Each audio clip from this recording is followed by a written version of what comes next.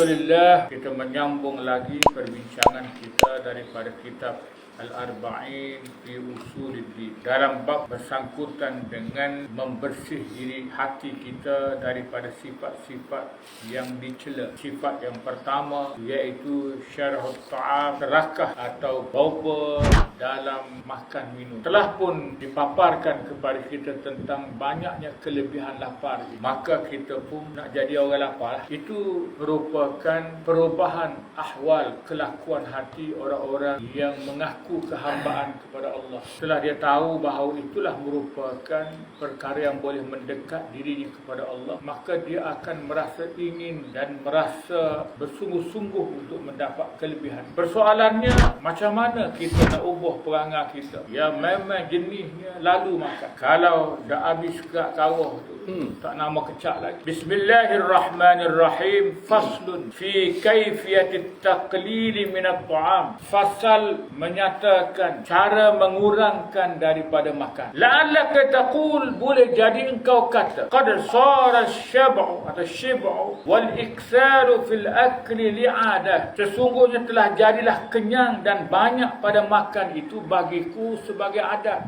Biasa dan kita tak boleh kalau lapar kat mula. Fakaifa atrukuha, maka bagaimana aku mahu meninggal akan. Awak lagu mana ni kita ni nak jadi kurang makan. Tapi biasanya orang jumpa kita nak buat ke mana ni tak berapa lalu makan, nak suruh jadi banyak makan. Itu biasa. Nak suruh kurang makan ni rasa payah nak ketemu ni. Tetapi orang yang ada himmah, yang ada keinginan untuk mendapatkan ketinggian di sisi Allah, soalannya macam mana kita nak kurang makan? Fa'alam, maka naklah kamu ketahui, anna zalika yashulu ala man aradahu, bahawa yang demikian itu mudah di atas mereka yang menghendaki akannya. Nak tak sih. Kalau nak tak payah mana nak kurang makan. Bitadrij, dengan berperingkat-peringkat. Tak ada buat dengung. Ngaji kita ni nak dengung kan. Hari boleh tak? 2 hari, 3 hari. Bagaimana kisah Nabi Allah Yusuf yang mengesyorkan kepada raja dia, yang memerintah masa itu supaya mengurangkan makan. Kena kurang makan sebab akan datang kemarau 7 tahun. Kena kurang makan. Tak sedap marah kau orang lah. Nak marah apa-apa barang mahal. Kurang makan itu adalah merupakan pendekatan Nabi Allah Yusuf. Maka makan pagi Fir'aun tu dihidang pada ketika tengah hari. Bukan sakit dipindah-pindah. Maka sebelum sampai tengah hari, melaung-laung raja, "Ju' ya Yusuf, lapar Yusuf weh, lapar Yusuf." Kerana dah biasa dah kenyang. Dia lebih kuat kita lah. Dah. Kita ni hidup raja-raja dah kita ni sebenarnya. Cara hidup kita. Raja tu lebih kuat kita ya makan. Dah. Jadi kita ni hamba. Jadi mudah apabila kita kehendaki. Tetapi bitadrij, dengan berperingkat-peringkat. Wahwa iaitu an yunqisa kulla yawmin min ta'ami luqmatan, bahawa ia mengurangkan setiap hari daripada makanannya satu suapan. Bila suap kemarin 30 kali suap, hari ni 29. Bila besar sikit suap, tu kacau kita dah. Jadi makna itulah namanya cara dia. Bitadrij. Lambat kita nak selalu. Boleh, tapi murah lah kita ni. Tak murah luar pun malu kat orang. Murah dalam diri Allah. Tapi biasanya tak malu kat orang kita ni. Hatta hingga yunqisa raghifan fi miqdari syahrin. Ia boleh mengurangkan sekeping roti pada kadar sebulan. Sebulan tu dia boleh kurang sekeping roti. Ni kita nak diet, tu nak suruh diet. Pagi orang ajak makan pagi, nak diet. Sampai tengah hari nana cari Maggi kedai. Fala yazharu asaruhu, maka tidak zahir kesan. Wa yasiru taqlil adatahu, dan jadilah mengurangkan makan tu jadi adat. Kena tukar daripada adat tambah makan kepada adat mengurangkan makan. Ya, orang lain tak idam depan kita. Kantor depan ni dah orang ajak kita, maya ajak makan. Walau orang ajak semaya ajak je apa nak makan. Summa kemudian idza raghibta bit taqlil, apabila engkau gemar dengan mengurangkan, sampai hati kita berasa, apabila kita tengok faedah kurang makan ni, rasa ringan tubuh atas dunia ni, rasa dah lah sibuk nak cari tanda sokmok. Jadi gemar pula pada mengurangkan makan, falaka nazarun fil waqt, maka bagi engkau pemerhatian pada waktu pula. Jadi kena jadual pula ubah. Jadi mula-mula jangan ubah jadual lagi. Lepas pada dah ada hati kita rasa dah ada selesa dengan kurang makan ni, kena ubah waktu pula. Wal qadar, dan kena ubah qadar makan. Wal jins, dan kena ubah jenis makanan pula. Jadi makan skala lauk 3 perkara, kuat 2 perkara. Skala lauk 2 perkara, kuat sekara. Skala makan dengan lauk, tak usah makan lauk dah. Itu mana jenis. Semua tak setuju belakang. Tak setuju. Akhirnya dunia pun kita menerima bencana dengan sebab makan banyak. Akhirat tak ada lagi habis. Ibadat pun tidak ada kelazatan. Hati pun jadi bengis, besar. Orang yang makan banyak jangan main. Orang perut bucik ni mong. Nampak? Kena faham balik. Sebab apa? Sebab dia seih semua. Makan banyaknya banyak bencana dunia dan akhirat. Amal qadar, adapun pada qadar. Kita perhati macam mana kita nak kurang qadar makanan. Dia punya sukatan. Qadar ni sukatan. Falahu salatu darajat, maka bagi qadar makanan, sukatan makanan ni ada 3 darjah. 3 darjat. Alaha, yang paling tingginya, wahia darajatus siddiqin, iaitu darjat para siddiqin. Maknanya orang yang jujur pada iman, seperti para sahabat siddiqin. Bagaimana qadar dia makan? Al-iqtisar ala qadaril qiwam, menentukan di atas qadar kekuatan untuk bangun. Qiwam dia qadar untuk bangun, untuk bergerak, untuk sembahyang. Itu je qadar. Jangan siapa nak bangun sembahyang tak boleh. Itu sahaja qadar dia makan. Jadi apabila sahaja makan, boleh bangun dah, cukup.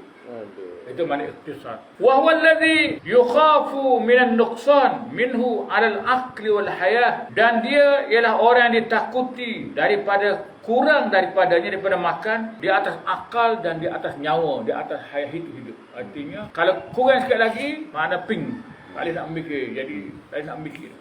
Kalau kurang sikit lagi, mati. Kadar untuk jaga kehidupan dan jaga akal, itu sedikit. Jauh dah kita. Jadi biar khabar tak apa. Sekarang ni jangan kita tak khabar, duk berasa kita dah orang yang paling zuhud dalam dunia. Ya Allah. Astagfirullah. Itu para. Jadi apabila kita bercakap sekarang ni hak agama, tetapi penghayatan kita bukan cara berfikir para sahabat. Allah. Jadi jauh semua, lari stesen semua. Orang kata kita kena sederhana. Sederhana kita tu dulu sepuyuk jadi setengah puyuk baru sederhana. Tapi sederhana para sahabat ni macam mana? Jadi kita kena berfikir dan memahami agama mengikut apa yang dipahami oleh generasi zaman sahabat. Itu yang penting. Quran hadis. Tapi Quran hadis yang kita faham tu ialah Quran hadis dalam suasana kita yang seperti raja-raja dan seperti Firaun. Jadi payahlah nak faham agama atau dah berkidah. Jadi apa yang kita maksudkan di sini, apabila ada pengukur ini kita faham, begitu. Itu yang terbaik. Wa huwa ikhtiyarus Sahal At-Tastari, iaitu pilihan bagi Sahal At-Tastari. Jadi seorang ahli sufi, dia atur diri dia setara. Dan itulah merupakan kehidupan para sahabat. Wa kana yara anna as-salata qa'idan li dha'fihi bil ju', dan ada ia melihat bahawa sembahyang hal keadaan duduk kerana lemahnya dengan sebab lapar, afdalu min as-salah qa'iman ma'a quwwatil aql, lebih afdal daripada sembahyang berdiri serta kekuatan makan. Tak makan, tak boleh nak berdiri. Tak nak sembahyang. Maka dia lebih suka duduk, kalau boleh duduk, daripada kalau makan boleh berdiri. Kenyang boleh berdiri. Maka dia lebih suka duduk. Kita katakan, Jadi akhir sekali, faham Islam, gaya salafus salih. Ini salafus salih kita anggap sebagai tak betul atau tidak tepat. Kalau tepatnya, macam kita. Pagi ni menengung dah mikir. Bukan mikir nak makan nasi dagang kau, nak makan nasi kerabu kau ada mikir. Bukan soal nak makan dah. Sedangkan satu orang bila tidak lalu makan nasi saja tanpa lauk, itu menunjukkan dia masih kenyang. Dia kenyang lagi. Kalau dia boleh pergi dengan nasi tak ada lauk, itu maknanya dia lapar. Faham tak? Jadi kita ni kenyang semua. Dah. Ada lauk je tak lalu. Tak lalu apa? Perut kenyang dah. Perut sudah kenyang tu jadi lagu tu. Kalau lapar agak itu. Itu dia punya garis panduan. As-saniyatu yang kedua, antaqna'a binisfi muddin kulla yaum, bahawa ia memadai atau mencukupi dengan setengah cupok. Budak lain tak faham cupok-cupok ni apa dah. Campak lah katanya Luqman. Orang kata cupok, dia kata campak ke? Jadi setengah cupok. Cupok di sini ialah cupok Baghdad. Cupok Baghdad 3 suku cupok kita. Kecil lagi. Kalau Tok Guru tak pernah tengok, dia kata cupok Baghdad ni dia lebih kurang bawah sama gitu, tapi di atas dia tu dia kecil sikit. Dia punya cupok. Kalau berah lebih kurang 2/3 kilo. 2/3 kilo. Kilo secupok. Lebih kurang. Sekilo secupok. 2/3 kilo. Sehari, bukan sekali makan. Itu martabat yang kedua. Wahuwa sulusul batn, dan itulah namanya 1/3 perut. 2/3 cupok tu itu sudah pun menyamai 1/3 daripada isi perut.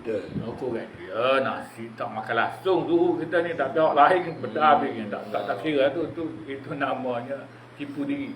Maknanya semua makanan lah tu campur semua 2/3 cupok kita. Wa huwa adatu Umar radhiyallahu anhu. Itulah adat Sayyidina Umar radhiyallahu anhu wa jamaah minas sahabah, dan jamaah daripada sahabat. Cara dia ukur makan banyak tu. Kita dah cerita Umar. Bagaimana kepimpinan Umar. Sayyidina Umar ni ketika mana dia, isteri dia satu ketika suruh pergi beli satu kalung, satu loket. Umar tanya, mau ambil beli mana? Kata bini dia, ini nafkah yang kamu beri, aku simpan sikit. Maka kata Umar, lebih dah kita ni. Hantar balik kepada Baitul Mal. Mana kita sudah ambil lebih. Tu cara berfikir Sayyidina Umar.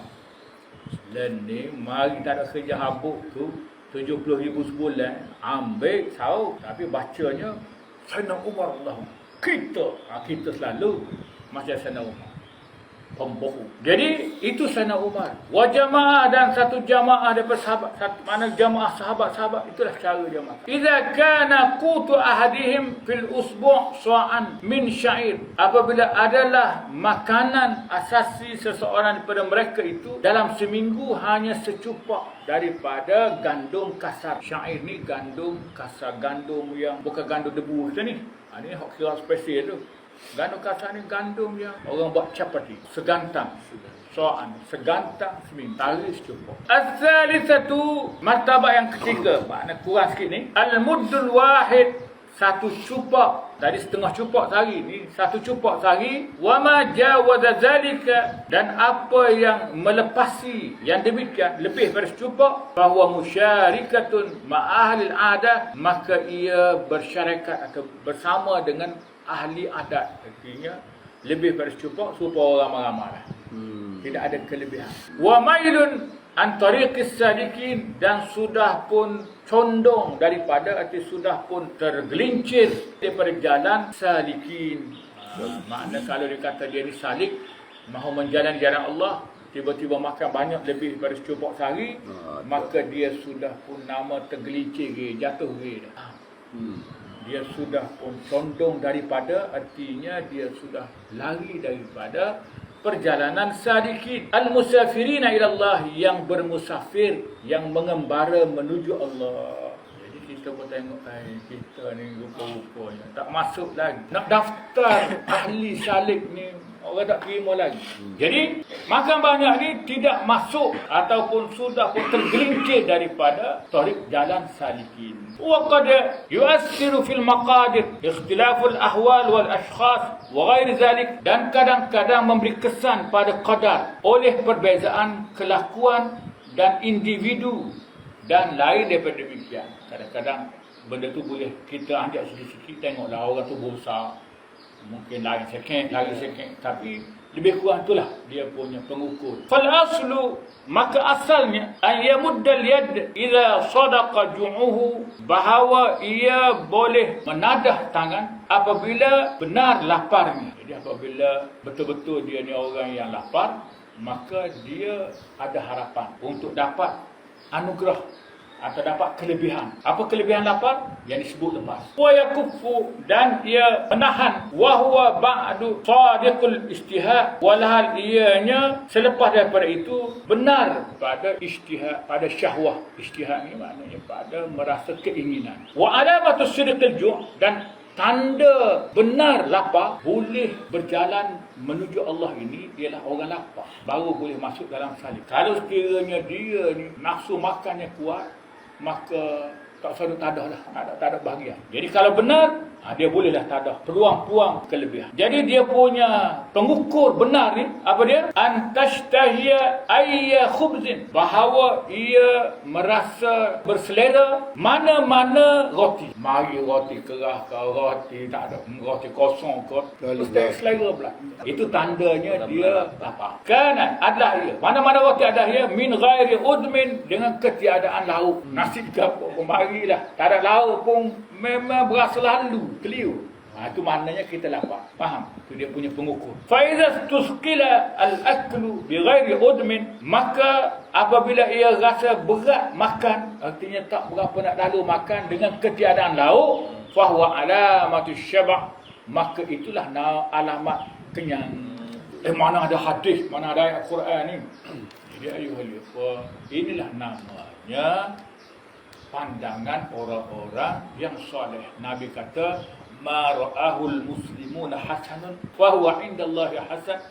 Apa yang memikir akannya oleh orang Islam yang sempurna, alif lam tu lil kamal, orang Islam yang sempurna, maka itulah di sisi Allah baik. Faham? Dia ni orang soleh dan dia bercakap ini, maka inilah dia hukum Allah. Jadi orang tak faham, dia kata hukum Allah tu mesti mari soreh hadis, mesti mari ayat Quran. Dia pandangan orang-orang soleh yang takwa, yang sempurna, maka kata mujtahid, maka itulah yang baik di sisi Allah. Imam Syafi'i kata yang boleh mengikat hati kita dengan niat, iaitu kita kena lafaz dulu. Maka orang yang dia kata kepala tak betul, dia kata mana ada hadis. Walhal siapa Syafi'i? Dia berfikir dengan mata hati.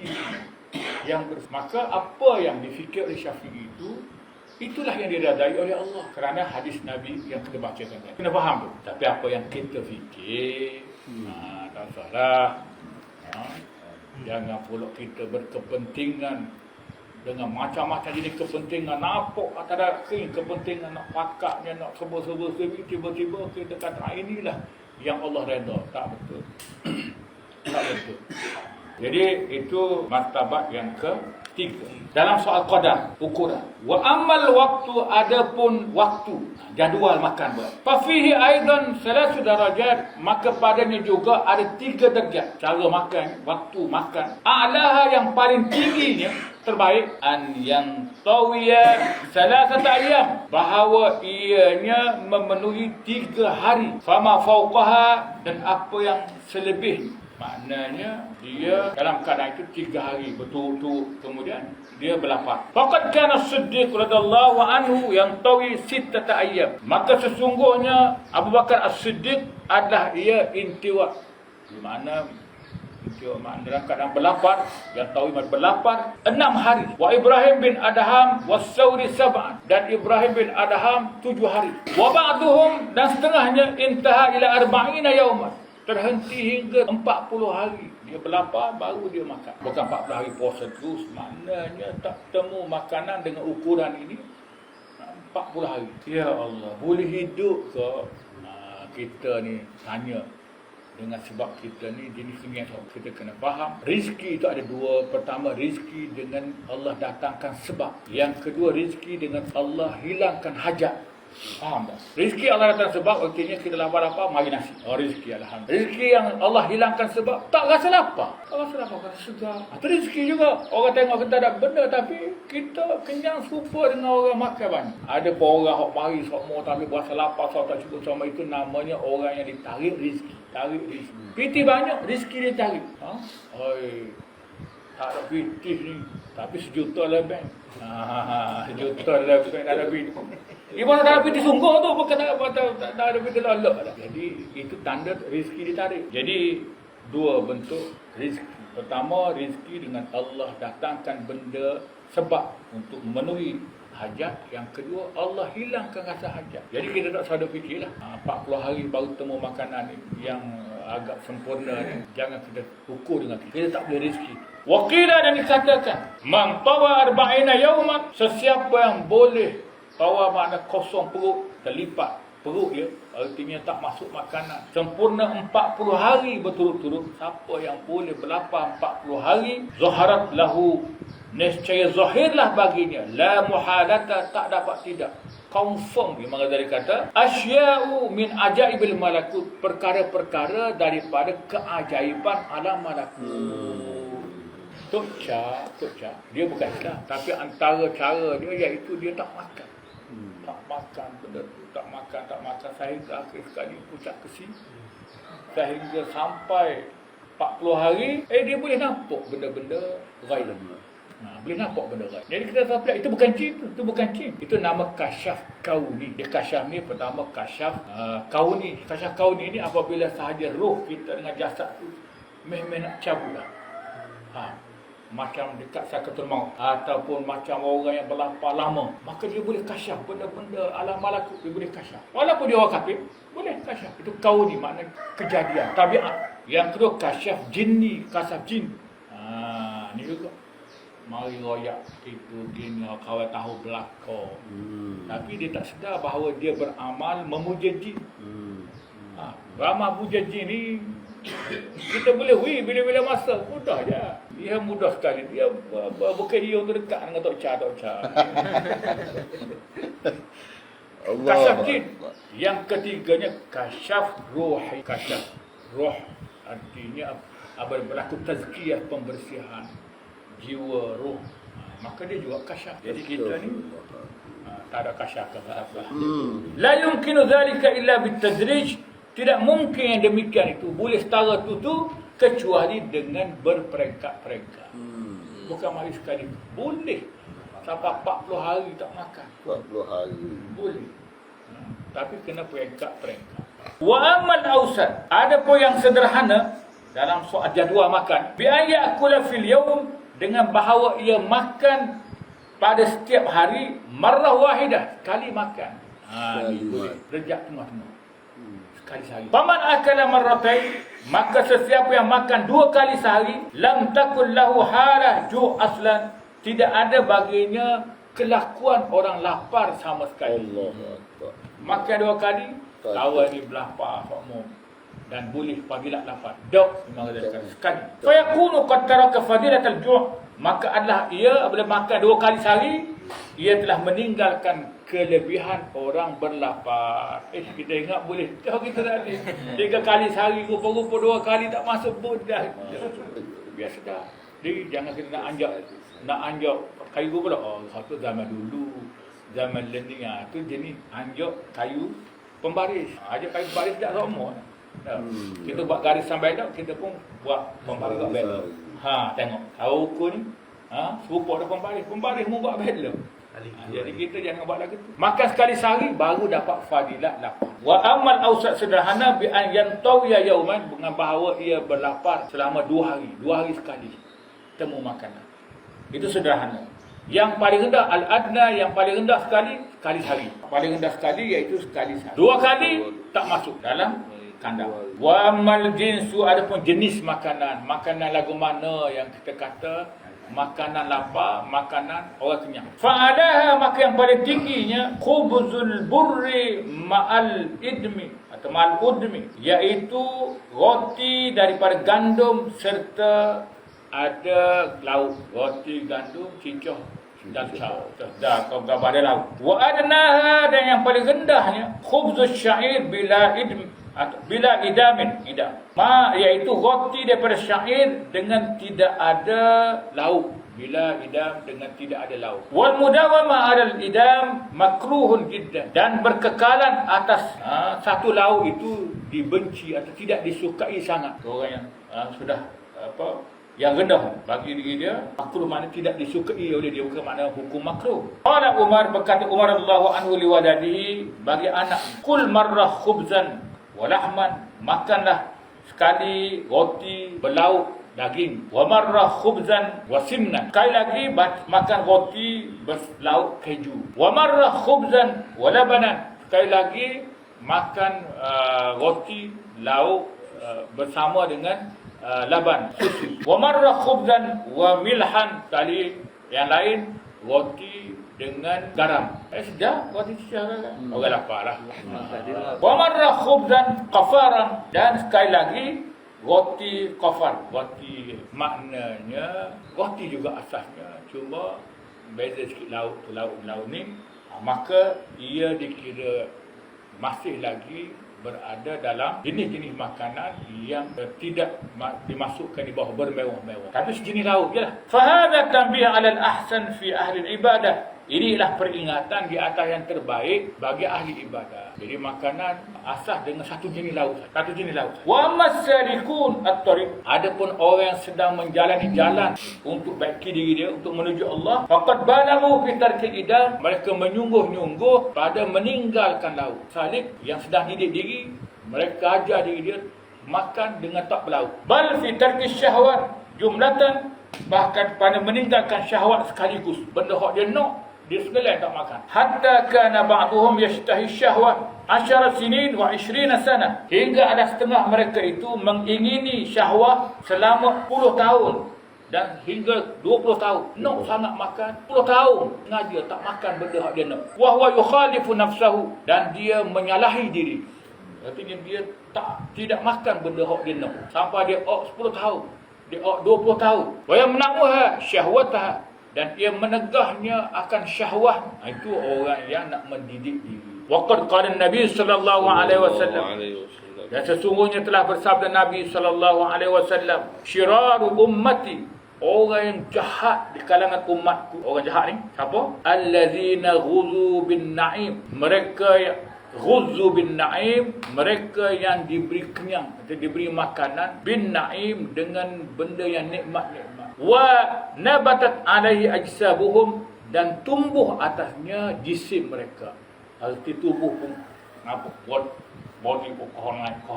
Nabi kata ni umatku hajat. Syarat. Wa inna ma himmatuhum alwarut ta'am, dan bahawa kesungguhan mereka ialah berbagai-bagai jenis makanan. Wa alwanul libas, dan berbagai-bagai jenis pakaian. Wa yatashaddaquna fil kalam, dan mereka fasihkan dengan percakapan. Tasyadduk di dalam syarah hadis iaitu dia bercakap ni dengan penuh mulut. Allah, bunyi orang dengar, semangat semua punya. Itu nama tasyadduk. Bercakap dengan fasih dan bunyi itu sedap cakap. Makan banyak, buah sedap, baju banyak fasih. Itu Nabi kata syarar umat ini. Orang jahat daripada kalangan umat. Kena kita Waqad syarahna tariqas salaf, dan sesungguhnya kita telah syarah akan jalan salaf. Orang salaf, orang ulama tu. Jadi mazhab salaf lain, salaf lain. Jadi setengah kita nak ikut salaf. Ikut salaf itu ikut ulama-ulama yang mutaqaddim, yang dulu-dulu. Adapun mazhab salaf iaitu bersangkutan dengan ayat mutasyabihah, iaitu seruh makna kepada Allah. Kita dengar satu ucapan daripada Ruzaimi. Dia kata kalau salaf jangan banyak soal. Soal salaf ni jangan banyak elaborate, jangan banyak ulas dan mana wallahu a'lam. Itu salaf. Bukan nanti orang soal. Dia kata kadang kita soal banyak ni menunjukkan kita tidak yakin. Salaf artinya tidak mengulas langsung bersangkutan dengan ayat-ayat mutasyabih. Itu salah. Wallahu a'lam. Kerana ia kembali kepada zauq kecapan. Kerana ayat Quran dan hadis itu ialah ayat yang penuh dengan kesusastraan. Balaghah. Jadi kalau orang balaghah, kalau sastra ni sajak ke apa, siapa yang mampu menghayati dan berasa bergigit, iaitu ahli sastra. Jadi kita ni bila nak gigitnya dengan bahasa Al-Quran, nahwu, mubtada khabar pun tak kenal, tak gigit. Tak gigit. Jadi fahamnya dengan kecapan. Itu ayat-ayat mutasyabih, kerana dia adalah lafaz-lafaz yang penuh dengan balaghah. Tapi apa yang dibahas sekarang ni sebenarnya bukan bahasan yang betul. Kerana itu setengah ulama memihak kepada salaf, kerana mereka melihat bahawa salaf ini boleh mengembangkan dari sudut kecapan. Jangan terjemah jadi kecapan, jadi tak berapa nak pilih. Macam kita lah bahasa saja. Sebab apa bahasa saja ni kita kata payah nak faham, tiba-tiba orang bersajak. Ya betul-betul lah kita kata dah.